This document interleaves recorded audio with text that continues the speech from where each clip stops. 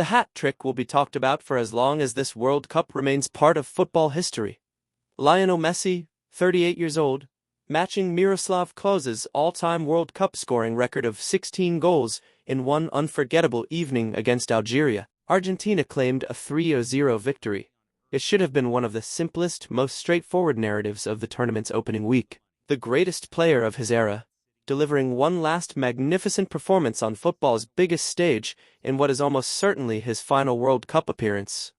Yet 3 days later, the Algerian Football Federation submitted a formal letter to FIFA headquarters in Zurich. Not a frustrated press conference, not a social media statement expressing disappointment after defeat. A formal complaint filed through official institutional procedures, identifying specific incidents, specific players, and specific officials, while asking football's governing body to clarify how its own rules were enforced, or, from Algeria's perspective, were not enforced during that match. So what is actually unfolding here?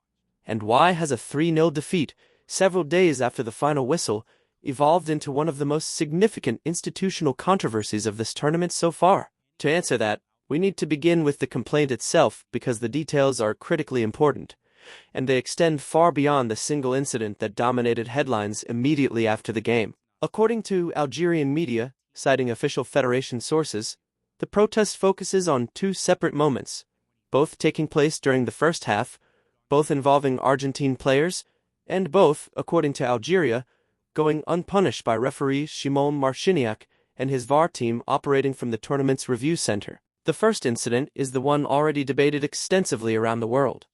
In the 32nd minute, Messi's studs connected with Algerian defender Issa Mandi, scraping downward from the knee toward the ankle in a challenge that sent Mandi to the ground and required medical attention. Marciniak immediately awarded the foul. However, he produced no card whatsoever. He did not stop play for a formal review at the pitchside monitor. VAR examined the footage from multiple angles and ultimately determined there had been no clear and obvious mistake in the original decision, allowing the match to proceed without interruption. The Algerian Federation's official position, outlined in its complaint, is that the challenge met the threshold for a sending-off offense under the laws of the game, and that failing to intervene represents precisely the type of major refereeing error that VAR technology was introduced to correct. The second incident attracted far less public discussion, yet for Algeria's case it is arguably just as significant. According to the Federation's submission, Liverpool midfielder Alexis Allister struck 18-year-old Algerian forward Ibrahim Maza with what officials describe as a deliberate elbow delivered away from the ball and outside the referee's immediate field of vision. According to Algeria, the officiating team ignored the incident entirely. No foul was awarded, no review took place, no card was shown, and there was no acknowledgement that contact had even occurred. When those two incidents are considered together, Algeria's argument becomes far more structured and detailed than a simple emotional response to defeat. Their case, presented in the official letter sent to Zurich, is that if both situations had been judged correctly under the current laws of the game, Argentina could realistically have spent much of the first half playing with only 10 men. A side deprived of one of its most influential attacking figures for such a significant period, against an opponent fighting desperately for a meaningful result, in its World Cup return would dramatically alter both the tactical picture and the physical balance of the contest. The Algerian Federation is not merely claiming misfortune on the night. It is formally asserting in writing to football's governing authority that the final scoreline may have been influenced by officiating decisions that failed to reflect the rules as they are written. And this is where the story becomes even more interesting, because context is essential to understanding why this complaint carries such significance. This is not the first occasion on which Algeria's federation has chosen this exact institutional route when it believed it had been wronged on a major stage. In 2022, after Algeria were eliminated from World Cup qualification by Cameroon on the away goals rule in the final moments of extra time, the federation lodged a formal appeal with FIFA, describing the officiating as scandalous and demanding that the match be replayed. That request was reviewed, but ultimately rejected. Algeria did not qualify for Qatar.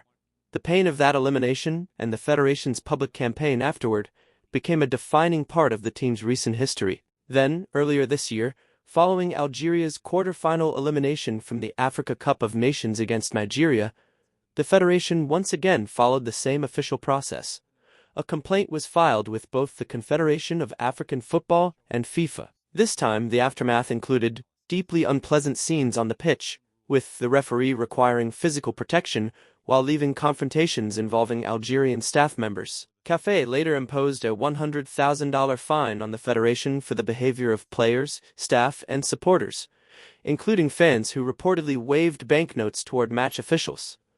Its appeal against those sanctions remains ongoing, even as this World Cup continues. That pattern is important because it reveals something significant about the institution behind this latest complaint, not merely the specific events of the Argentina match. Algeria's federation has now formally challenged officiating decisions in 3 major tournaments within a span of less than 4 years. A World Cup qualifying playoff, a continental championship, and now the World Cup itself. Regardless of how one judges the individual merits of each complaint, the consistency of the federation's response suggests an organization that genuinely believes it faces a recurring issue on football's biggest stages, rather than one simply searching for excuses after a disappointing result. Now consider the broader context of this particular World Cup, because Algeria's complaint does not exist separately from everything else surrounding officiating during the tournament's opening week. In fact, it represents the 3rd major VAR controversy in only a matter of days. The first emerged during Switzerland's match against Qatar, where a penalty was awarded and upheld following an offside review. Yet, the decisive visual evidence supporting that decision was never publicly displayed. Pundits, including Gary Neville, stated openly on broadcast that the decision appeared incorrect from what they could see and argued that FIFA owed viewers clearer visual proof to justify it. Ian Wright described the lack of transparency surrounding the call as scandalous, suggesting that the governing body appeared to operate without sufficient accountability. The second controversy was the Messi challenge itself, which had already become a major topic of debate among broadcasters and former professionals long before Algeria's federation officially submitted its complaint to FIFA. Former Manchester City and England youth international Nedum Onuoha, reviewing the same footage available to viewers worldwide, stated plainly that he believed the incident warranted a red card and argued that the decision contributed to a wider perception that football's biggest stars are judged differently from everyone else. Thierry Henry, working as a pundit during the tournament's coverage, openly acknowledged that many observers sincerely believed Messi should have been sent off that evening in what is effectively his World Cup farewell campaign at 38 years of age. That is the atmosphere into which Algeria's formal complaint has now arrived, not as an isolated grievance from a team that simply lost a football match, but as the most institutionally significant expression so far of a pattern that television analysts, respected former players, and now an entire national football federation have independently pointed to during the tournament's opening week. And that matters because of the purpose VAR was originally designed to serve. The system exists specifically to correct the kind of decisive, match-altering errors that Algeria alleges occurred twice in the same first half. If the technology and the protocols surrounding it are not being applied consistently, if a marginal offside decision involving a smaller footballing nation receives one level of scrutiny and intervention, while a serious challenge involving the tournament's most famous and commercially valuable player is treated with a completely different degree of leniency, promise of VAR as a mechanism for fairness throughout the competition comes under question. The larger issue extends well beyond this one match and this one complaint. It concerns what a formal federation protest actually accomplishes within FIFA's current disciplinary system. Historically, complaints of this nature, even when submitted through official channels and supported by detailed, time-stamped evidence, have very rarely led to overturned results or retrospective punishment, once a match has concluded and its result has been permanently recorded. Algeria's appeal following the Cameroon playoff in 2022 ultimately failed to change the outcome. Their complaint regarding Nigeria earlier this year remains unresolved and has done nothing to alter their elimination from that competition. The most likely outcome of this latest protest is not a replay against Argentina or a reversal of the scoreline. At most, it could trigger an internal assessment of the officiating team's performance that evening, potentially influencing future appointments for Szymon Marciniak and his colleagues, along with a formal response from FIFA's refereeing or disciplinary departments, either accepting or rejecting the federation's concerns. That does not mean the complaint lacks significance or consequence. Quite the opposite.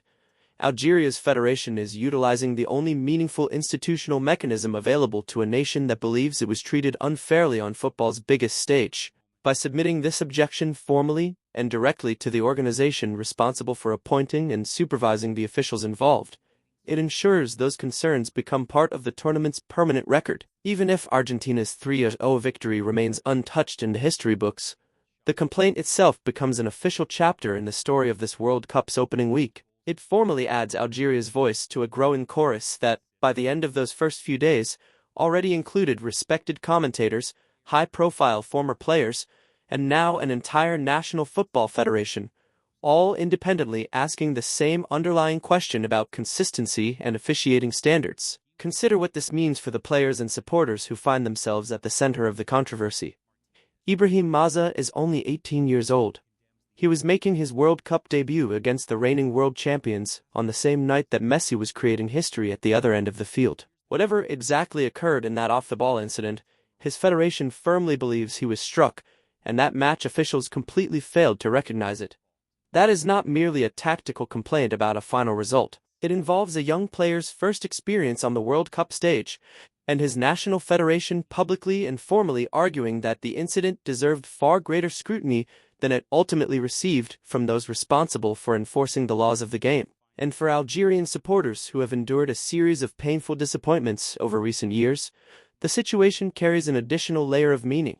Cameroon in 2022, Nigeria earlier this year, and now a World Cup defeat followed by another official complaint. To many supporters, this latest protest will feel entirely consistent with everything they have witnessed before. A continuing pattern of believing that the biggest moments against the biggest and most commercially influential opponents have not always been officiated with the same level of precision, transparency, and accountability seen elsewhere in the sport, away from the brightest lights and largest global television audiences. What happens next remains genuinely uncertain, and predicting a specific outcome with confidence would be premature. FIFA will examine the complaint through its standard refereeing and disciplinary review procedures, just as it does with every formal submission from a member federation.